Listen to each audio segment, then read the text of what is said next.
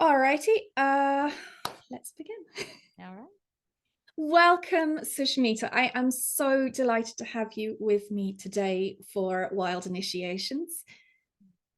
Thank you. Thank you for having me. It's wonderful. It's I just wonderful to meet you like this. I know, right? Because I only know you through your words. So I discovered you online when I was researching a specific part of Crow Moon, which is where I want to dive into with you today. So the part is about the dark woods. So Crow Moon is about real life crows, birds and trees, but it is also, and more importantly, about this adventure that many of us have, especially in midlife, through the dark woods of the psyche. So I want to just read you a little bit from it so that you can kind of get your bearings as to my thoughts and how I was quoting you. Crow Moon is not only about our adventures in the outer woods, but the trek through the shadowy places within ourselves to encounter the unknown or rejected aspects of the self. Since ancient times, writes Bruno Bettelheim, the near impenetrable forest in which we get lost has symbolized the dark, hidden, near impenetrable world of our unconscious. The dark wood is a powerful metaphor. We instinctively understand both from lived experience and cultural narratives, most commonly myths and fairy tales. Being lost in a dark wood speaks to the sense of bewilderment and confusion that we experience, and the corresponding inner experience of trying to navigate internally when we have lost our bearings. This encounter with the dark forest within tends to happen at moments of immense inner and outer change, most commonly in the transition of midlife or at any time of the death of a significant person in our lives.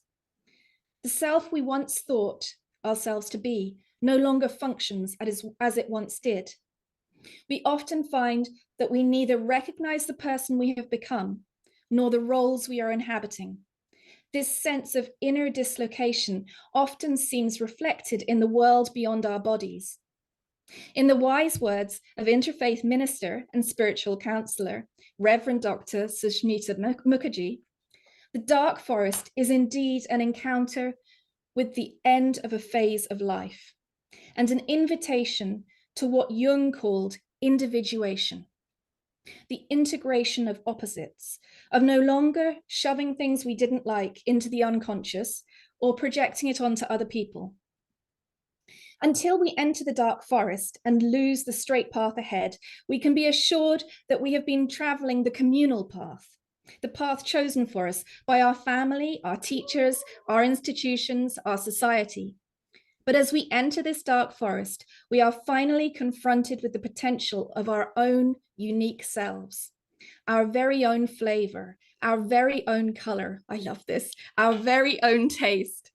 To the extent that we are then able to find our path out of this dark forest, though its many false turns and hidden snags and snares, we start to become truly ourselves.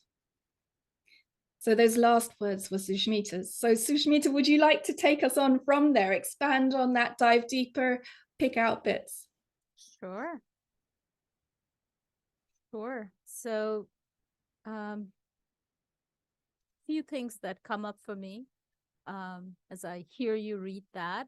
And the first thing that comes up in me is a little bit of a cringe because I feel like this was written several years ago and that my journey has actually taken me on a little detour, which is totally how, sorry. Yeah, totally how it should be. Absolutely. Right? So,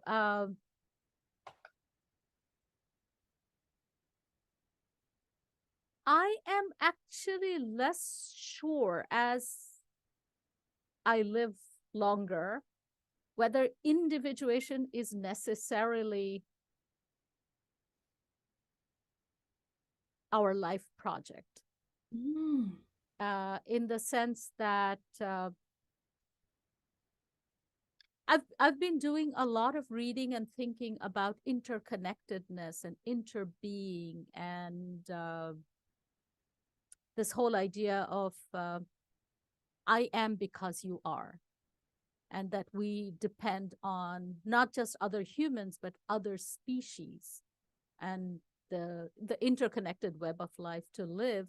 So this whole idea of individuation feels like a rather Western kind of Enlightenment humanism perspective that doesn't ring as close to my heart as it used to even a few years ago. I mean, I'm surprised to see how much that has shifted for me as I hear you read this piece.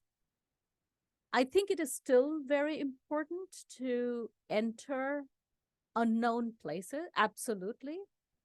Also, the word dark has become a really interesting kind of ignition place for me to do exploration, because I am realizing how one of the gifts of this Enlightenment humanism perspective is binaries. We've been taught and socialized to think in binaries. So we have light and dark, good and bad, God and devil. And then we're kind of told, okay, and then we put kind of morality on those. So to be in the light is moral and good. To be in the dark is bad and scary. And I think that there might be I think this kind of binarization and putting values on the binaries might have led to things like racism in our psyche, because we have said, oh, dark is unknown, it's dangerous, it's bad. I wrote a lot about that in Burning Woman, kind of unpacking those binaries and how dark is bad and also the feminine is bad. Exactly. And, so often the two get kind of put together. And so how can we envision another sort of darkness that isn't a bad darkness, but actually is a darkness of rich, life-giving, life-affirming, the unseen and unknown of all things, but it being a wonderful thing. Yes, a womb and the tomb. In Crow Moon, the darkness certainly is, there is a binary to it because it's in images, and so it is black and white images, and so that black and white is really played with in a very interesting way, because every time something crosses from white into black, we see this mirror image, we see this interplay, we see this kind of the unseen kind of being revealed. So I was very playful with it in that kind of that sense of seeing deeper, seeing in other ways, when we kind of move beyond just the binary and actually see, well, go backwards and forwards, through and round between them. Absolutely. No, I love that. And one of the things that I've been so I've been teaching on shadow quite a bit in the seminary, and one of the things that I invite students to do is to think of, so play with the words shadow and shelter and yeah, like protection, because shadow is,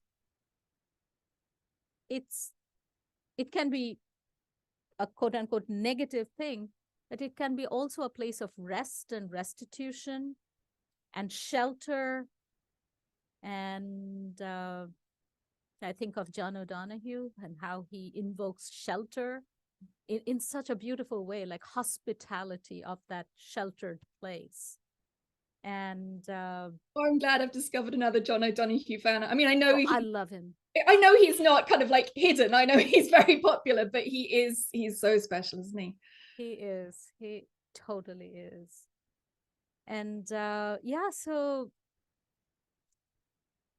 again, and this, the other thing that I was going to say is, I've been inviting students to kind of to think about this place that's at the bottom of the well, and sometimes you can use the metaphor of the womb and the tomb, because those are the two places where you're really at the bottom of the well. And it's not I mean, it is mysterious and it is unknown, but maybe we can take one more step further and say it's unknowable. And how does that my ego respond to that? It's unknowable. No matter what efforts I make, it's above my pay grade. I cannot know what that mystery is. And for me, that's another, the thing about the darkness is, and this is using that the very much the enlightenment project of rationality and understanding with the rational mind.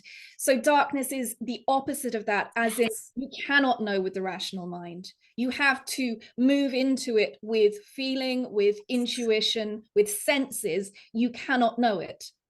Right, exactly. I mean, that's what we would do if we were in a dark forest, right? Yeah. We would feel the texture of the trees. We would feel what's under our feet. We'd probably take off our shoes so we have better sense of what's under my foot and what's the temperature like and what am I smelling, and then try to decide what kind of trees are around me. So yeah, so I think one of the invitations of entering the dark woods is entering this place of full embodiment. Yeah, the fullness of ourselves, including the animal self, the Exactly. instinctual self, rather than just the socialized human self, the modern Exactly. self. And that is so exciting and so terrifying, because we don't get taught that in our culture. Nope, we don't. There's no place you go to learn that. There's no encouragement to do that. And so when that comes knocking at your door through illness, crisis, midlife, through some sort of what I called wild initiation, it can be terrifying. Absolutely. And it is an invitation into a whole other way of being if we are able to cross that threshold, if you're able to hold on. And I wonder whether that's where things like faith and trust live. As I don't know. I don't know what's beyond, but I choose to trust that there is something beyond.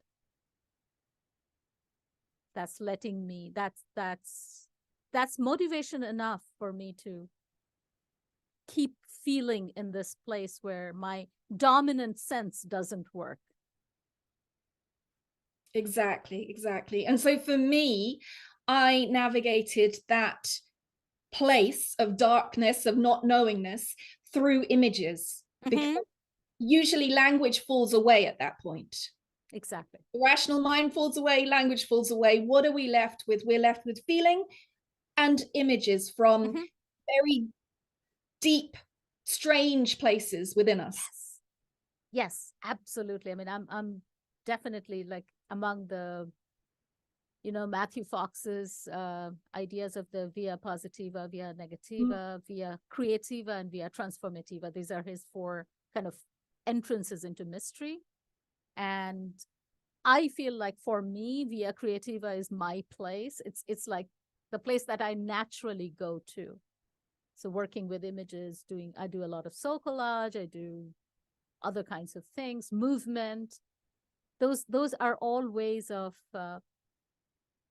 because I mean, just like everybody else, I used to say I have a shutter at my throat, and I've lived the shutter was mostly closed and I lived neck up the first half of my life. So that's a much more well trained. The grooves are much deeper. I know how to think my way out of most things. But when I can't think my way out of something, that's when. So again, like I have to be forced often, even to this day. It's less and less because I'm more conscious of it. But I still can see how it's natural for me, or it's instinctive for me to go towards, let's think it out. Let's find what's the rational solution to this. And when that doesn't work, like raising a interesting, wild teenager, you start to go into the other senses. And so I'm just so glad I get to talk to you about this, because when I read your bio, I was like, oh my goodness, she is such a kindred spirit. And all the things you love were all the things that I love. And I don't come across people that often who tick that many boxes. So tell me, how did you, because I was also very academic, and I know you still work in academia. Mm-hmm. Mm-hmm. So how did you move into accessing images and that? Because I think there'd be a lot of people listening to and watching this who really identify with that, being stuck in your head, trying to rationalize, trying to think things out, and that's not working. But they don't know how to do the next step, how to find the images, meet the images. Yeah, it's interesting. And yeah, okay. So let me kind of speak what's arising in me, because I don't think I have an answer really, but let me speak. So my background, my PhD was in biophysics and doing spectroscopy. So there was already this little piece of interaction of light with matter. That was kind of the space. And then as in my postdoc, I started working in cell biology and working more with microscopy, so microscopes, and looking at what's happening in the cells under microscopes, with microscopes. Actually, we almost never look under the microscope, maybe the first 2 minutes, and then it's all on the computer screen. But so it is. But I think I really kind of fell, so early on in my postdoc, which is 20 years ago almost, I really fell in love with how our bodies are so beautiful on the inside. Like how a cell moves, how it navigates, how it communicates with another cell type. And then I remembered this kind of almost an epiphanic moment that I had, is I was collaborating with surgeons and pathologists, and we were trying to find a way to kind of avoid. So it's called optical biopsy, in the sense that we were the plan was to create a device so you could bring it close to a place where, for example, you might have a tumor, and to see whether it's benign or malignant without having to remove it, without having to take a biopsy. So that's the optical biopsy piece. That was the research I was involved in for many years, which I don't do that anymore. But this was the first time I had been in a cystoscopy suite. So cystoscopy is imaging of the bladder. And I kid you not, we are there, and my friend, who's the urologist, who's put the catheter in, the cystoscope in, and we're seeing the cystoscope move through the urethra into the area of the bladder and moving around, and there's like a lot of saline swooshing there and so forth. And you start to see the bladder wall, and then suddenly this tumor comes into focus, and these are called exophytic tumors. So they're like, so exo is out, and phytic is like strands or branches. So it's like a flower blooming out of the bladder wall. And when that came into focus, I don't know, it was an epiphany. I can't use another word. It's like, this is tumor. It needs to be taken out. It's not good for the person who has it. And it is so beautiful. It is no different from looking at a National Geographic video of life in the oceans, because it also had the water flowing, the saline washing, and it's just extraordinary. So I think that kind of, I always liked things that have beauty, not necessarily beauty in the pretty sense, but really beauty. And then that kind of fixed it for me in some ways. And then, so that was one piece. So I started to really appreciate the beauty of my biology. And then I was also, as a young person, I had been interested in spirituality. I had had the usual experiences of like, oh, you ask too many questions, don't bother me, all those things. And so I was looking for some way to get back to spirituality, and I didn't know what would work. And I had read the Tao of Physics when I was 16, and that like blew my Me too. mind. Well, I was 18, but yeah. So, so so around that time, somebody introduced me to Joseph Campbell, and his comparative mythology. And through Joe Campbell, I got to know about Carl Jung. And I was like, okay, this is it. This is my ticket through the back door to enter the space of soul and psyche as soul, Mine and too. not just as a, yeah, not just psychology. Mm. But not leaving out Not psychology either. exactly, Yes. exactly. You In got fact, to I have have a all worlds. You got to have symbolism and art. You got to have religion. You got to have science and psychology. And exactly, yes. exactly. I have a good friend who once was just joking, at least in this country, said we started by doing psychoanalysis, then we did psychodynamic, then we did mental health, and now we do behavioral health. Mm. And the point is, as long as you can function in society, we don't care what's going on with you. Yeah. We don't want to go deep. We just want to fix the surface as best we can, and off you go. Function. Exactly. So I think in some ways what some of us are waking up to, and it's always wonderful to meet somebody like you, because it gives me hope that there are enough of us who are kind of starting to say, oh, wait a second, is this project of modernity really what I want to sign on to? You know, lately I've been reading, and you can edit this out if you want, but lately I'm deeply, deeply, deeply immersed in this book called Hospicing Modernity. It's a book written by this woman, Vanessa Andriotti. Um, Gorgeous, gorgeous book.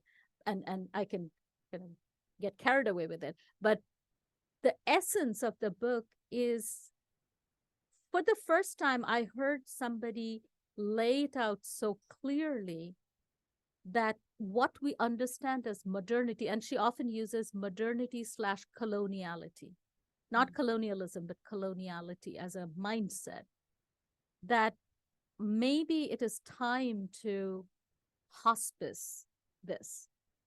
And what really touched me was she was talking about, if you think of modernity as a being, as an embodied being, that it's an elder. And if we are able to hospice its passing, then we can both learn the lessons that the project of modernity, or what I call enlightenment humanism, has given us, and also learn the mistakes that it made. That just like we learn from an elder who's dying in our lives, right? And because I don't know, my gut tells me that this whole project is flawed at this point. Not that it never should have been done. I think it had its place, but I think we're kind of running out of this storyline. I love that idea of hospicing it because it feels very respectful and caring and compassionate. Um, for those of us who know that this project is finishing, but that something more wonderful could happen afterwards, there's always this question of, but how do we get from here to there? Exactly. Exactly. And this entire book is about, like, there's a lot of exercises and stuff. And in fact, one of the really funny things, I've never seen a book like this before, ever, where maybe the first 1/10 of the book or so, there comes a point where she says, okay, so these are the different relationships that people can have with the project of modernity. And if you're not here, then maybe it's best for you not to read this book and to gift it to somebody else. And I think that's a really smart thing to do, because I think only some people are ready to start this conversation, but I also feel there are enough of us. It's not a zero-sum game. No. Are No. we too late to have the conversation? I think the planet is going to be fine. Gaia is going to be fine. It will just be different, but whether it will be Exactly. hospitable Whether to we humans. will be Yeah. there. Yeah. Yeah. She will That figure I know. herself out, and she will Oh, yeah. rebalance and find equilibrium, and you know, have a new Yeah. life. Yeah, But and maybe a species that's more more wise. yeah. When you were talking about the individuation project as being something that you thought was kind of has had its time, part of me really agrees with you, and I was certainly kind of toying with that as I wrote the book. But this is where I kind of ended up, which is that I think we need to individuate from what we were told that we have to be, the lives that we are told that we have to have, and to reconnect with our own soul's purpose, longing, and in that sense, become aligned with ourselves. Yes. And then we absolutely need to integrate with species beyond ourselves, Gaia as a whole, so that we are living as we are supposed to live as creatures on this planet. Cannot agree more. In fact, I think often think about like the analytical and the synthetic aspects of inner work, whether you call it spiritual, whether you call it psychological. We have to do some of the analysis first. We first have to remove what's no longer working, weed the garden, and find who I really am. But then if we stay, my problem, and I see that a lot in the Western cultures especially, is that then I become a navel gazing, oh, look at me. Yeah. And that's where I think if we don't move on to the we at some point relatively early in the process, then it can become a self-aggrandizement without a lot of, the process stops. 100%. Yeah. And for me, that is what wild initiation is about, because we are being reintegrated into our rightful position as being a very small part of a very complex and incredible creation of which we are tiny. And it's that sense of getting enough kind of self-esteem to know who I am and I deserve to belong and all of that, so that we're not just kind of wiping ourselves away or kind of playing into victim and perpetrator and all of that. We're getting rid of that bit, but then we are seeing ourselves as we really are, which is very small bipedal creatures in an incredible creation of all different sorts of life forms which are interacting, interplaying, and not just on a biological level, but on a soul level, on all sorts of different levels. Absolutely. And so it's understanding ourselves within that context, which again, we're not taught in our culture. Not at all. In fact, I love this because, yeah, as you say that, it's not just this interconnected world, but it's also the world of the ancestors, the spirit beings, the spirit guides. I mean, there's no limit to how far we can expand it until we get to these places where I can't see right now. But just because I cannot see, so the old rational model will tell me if I can't see, it's not there. And I'll say, maybe there are fairies, maybe there are, who knows? I don't see them, but there are other people who do. And it's leaving space for that unknown, for that unseen, in a respectful and just, and that might be true too. Whereas the Western mind very much is, can't see it, isn't there, science doesn't say, so no. And I don't think that helps us. It doesn't help us to be humans with each other of people with many different diverse experiences, beliefs.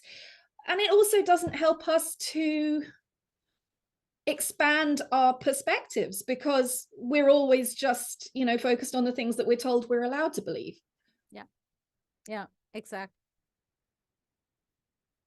And I think it's my experience and my felt response is as we kind of start to slough off the skin of modernity, if you will. That's the word that I'm loving these days.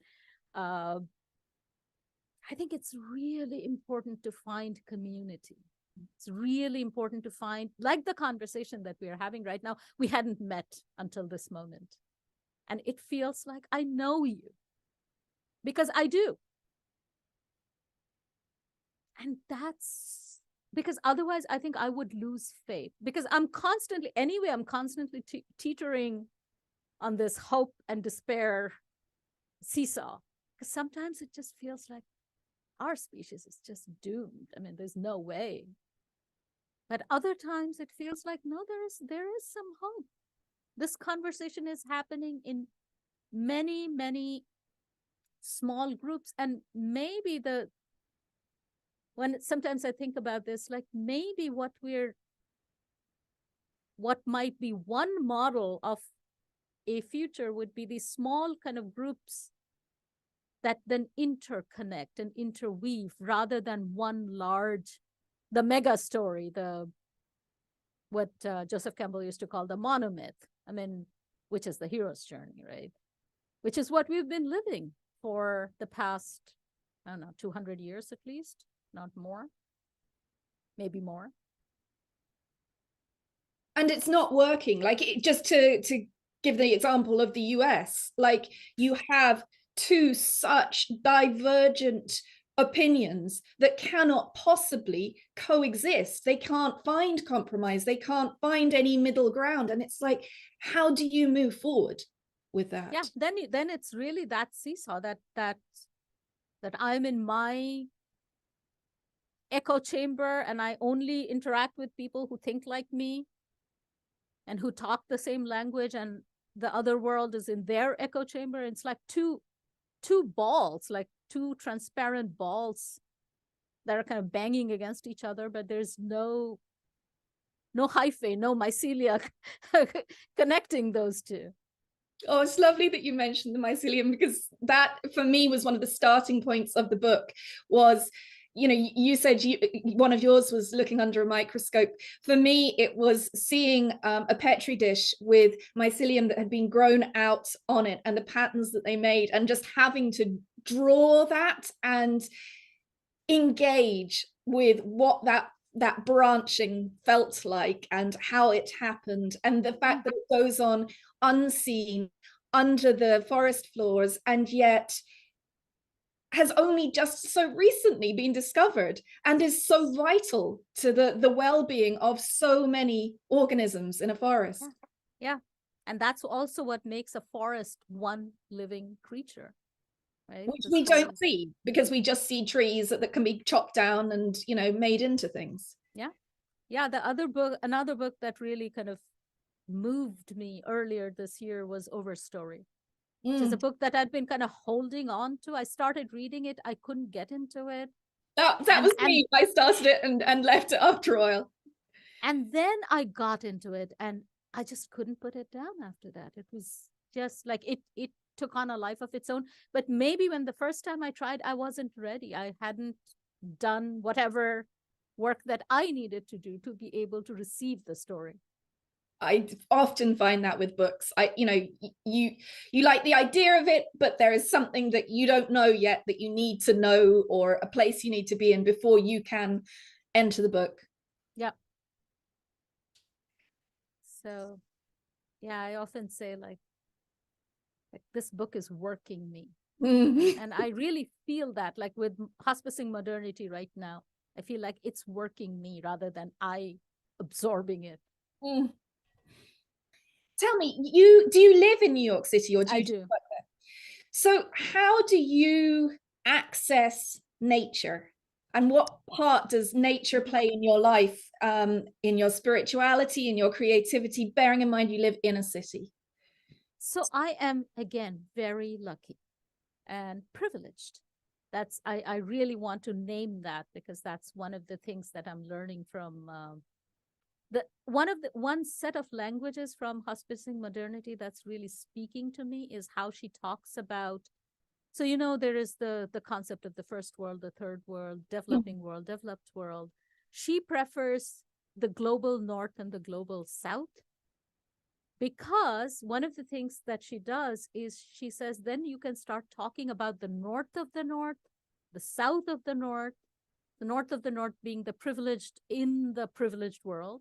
South of the north would be like South Bronx or inner city Detroit in the US, where these are the least privileged among the privileged. And then you have the north of the South and the south of the South. So if I put that context, then I think I grew up in Delhi, born in Calcutta, grew up in Delhi. So I think I was like not quite south of the South, but like equator of the South, maybe is where I started. And now I really honestly believe I'm north of the North. And with that comes a lot of privilege and really this question of what do I do with that privilege? How do I don't know, feed it back into the ecosystem? But to answer your question, I know I went kind of on a detour, but to answer your question, I live actually not on Manhattan, but on this place called Roosevelt Island, which is this tiny, tiny island between Manhattan and Queens. So it's just like a mile long and like maybe a quarter of a mile wide. And so where I live, I live on the 16th floor. It's an apartment building. Stand at my window, I see a river constantly in movement. And I have a relationship with this river because it's called East River. And when I really started to be drawn to this river, I did a lot of reading, which is the intellectual part of me.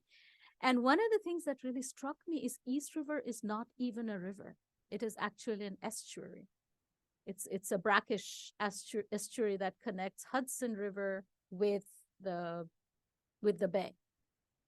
So I really so I live on an island which is on both sides. We have rivers because it's in the middle of the East River. We have old trees that have been there forever. There's a lot of open spaces. So nature is very present, although I can look out my window and see where I work across the river, which is in Manhattan and just like concrete jungle. So, and that's a very interesting piece that again brings me into the social activism piece, or maybe not so much activism, but the social awareness piece, because I know that in urban context, to have access to nature is a direct sign of privilege. The poorer neighborhoods are concrete. Even the playground is concrete. Mm-hmm. And so I have access to nature, for which I'm eternally grateful, especially the river, because I really find that. And so I'm a Bengali, right? My ancestors come from what is now Bangladesh, and it's a land full of crisscross by rivers and waterways. So I think rivers are in my blood. And so to be able to live in front of a river and walk, every time I walk to work, every time I walk back home, I walk by the river. And just watching her movements, and she's an estuary, so she has different directions of flow. In fact, I found out that Hudson River, which is the main river in Manhattan, the name Hudson, of course, is some guy's name, right? But the original name of the local indigenous people who were the Lenape people, they used to call that river Muhiakantak, which means a river that flows both ways. So much more relational than Hudson. So, and the river that I live on, which is East River, also has this. So it's flowing in one direction in the morning and flowing in other direction. The water is higher or lower depending on the tide. So, so she's very alive and very changeable. And yet there is a rhythm. You can trust that she's always there.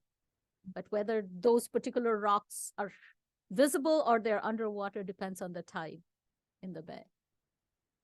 So old trees, lots of open spaces, but for me particularly, it's that river that's very, very, I call her my sister sometimes, but it's really that kind of profound relation with that river. And actually early during COVID, like when the lockdown had just begun, I would walk by the river often, and the water was so clear. It's not always, because we have like big barges going on the river all the time. So it's all kinds of oils and stuff in the water. And that was a reminder that just like 2 weeks of no human movement, and look how clear the river water is. I think that was a big thing for so many of us, the lockdown experience, seeing how nature could reassert itself so quickly. And, you know, if we were to succeed in shifting our culture to be a more sustainable culture, one that makes less impact on the land, one that requires us to race around a lot less than we currently do, just how quickly bird life comes back, just how quickly large mammals will come into city centers. So Yes. it's just, yeah. Yes.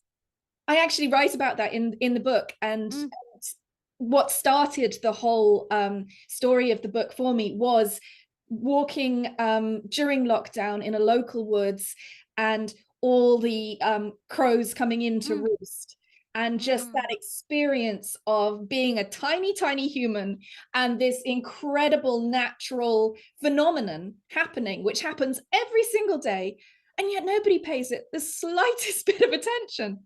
Sure. And just how disconnected we are from these cycles of nature that are going on around us, and how powerful it is to us on so many levels when we start to pay attention to what is happening in the natural world around us. Powerful and sometimes heartbreaking. Because we have a stand of dogwood trees at right below our apartment. And these dogwood trees will normally bloom in spring, early spring. They have been blooming on and off through the entire year now because of the climate. And so they were in full bloom last week. And then we had this cold and snow. And today I was walking by and they're all kind of shriveled and browned. And I always worry that to sustain those many flowers, the sap must be running really well. And then there's a freeze like this. That's what will kill these trees. And it's just heartbreaking for me that we have come to a place where a tree doesn't know when to flower. That is, in some ways, epitomizes the degree of harm. And it's just these 4 or 5 dogwood trees in a cluster. But I think they tell a bigger story. So as I was walking today, I was like, the feeling of like saying sorry. I mean, because I would imagine that the sap is right now frozen in there. Hopefully not. Hopefully the girth is large enough to protect. So I've got a last question for you, and that is this. Crows became a really important guiding symbol for me when I was writing the book. Do you have a symbol a something that found you, is maybe something from nature, maybe an archetype, some sort of symbol that has been a guiding force for you, and would you feel able to share? Um, I have so many. I don't know. Since we were talking earlier, I will stay with the image of the river that I live by, and her different moods and different heights and different. Sometimes there are little whiteheads if there's a lot of wind. Um, and there's that kind of tolerance too. This huge barges going, and yeah, and this movement back and forth depending on whether it's uh, whether the tide is coming in or going out, that it flows in different directions. And do I, you engage with that in a spiritual way or in a absolutely, creative way? How do you do absolutely. that? I talk to her. I talk to her. I wake up in the morning, and almost the first thing I do is look out the window and just kind of greet her. And see the change of colors in her, see like in the morning, as the sun rises, the lights are reflected in the river, and then at night when it's dark, and on the other side, other bank of the river is Manhattan with all its lights, and they all are reflected in the river, shimmer. And then sometimes in the middle of the day, when it's like a hot sunny day, and it's like the river is encrusted in jewels, and it's free for the taking. You don't have to kill anybody to get those jewels. There are millions of them, but you can't take them. That's the funny part too, right? Imagine if we lived in a world, in a culture where people paid attention to the land, all the things on it that was around them, and just based their well-being in that, based their belonging in that, based their knowing in that. I think we would Yeah. we would Yeah, solve Mary Oliver is my teacher in that, oh, like paying attention. mm, Call her the priestess or the prophetess of attention, mm, because that's really her invitation. You don't have to do anything big. You don't have to do a massive ritual with 1,000 elements. Just pay attention. mm. I was literally, before I came on this call with you, I was on Instagram and somebody had shared a video of her reading Wild Geese, a couple of decades ago, but Yes. just how special it was to hear those words that so many of us love and hold so dear in her voice. Yeah. Yeah. It has Yeah. been an absolute joy speaking to you, Sushmita, and I really, really hope that we do connect again and talk more, because I'm very sad that you're the other side of the Atlantic to me, because you're somebody I would love to spend time with. Really enjoyed this. So tell me, how can people find out more about you? They can go to my website. That's probably the easiest way. It's www.onseeing, seeing.com. Which is And how I borrowed the title from On Being, Krista Tippett's program, because I I was. love that program. Me too. And Me I too. wanted On Seeing as one word, and it was going to cost me like $4,000 for the domain. So I used the hyphen. Oh, that's lovely to know that you have the connection with her too, because she is one of us, I think, as well. Big time. In fact, her interview with Mary Oliver is one of the things that I keep going back to again and again. Me too. And apologies for everybody listening who's just heard me going, me too. But it's really exciting to meet somebody I've never met before who I have so much in common with. So thank you so much, Sushmita, Thank you. for joining us. And thank you for listening. Please do tell your friends about the conversation series. Crow Moon is available from Amazon and all major online stores, and to order from your local bookshop, and signed from us at womancraftpublishing.com.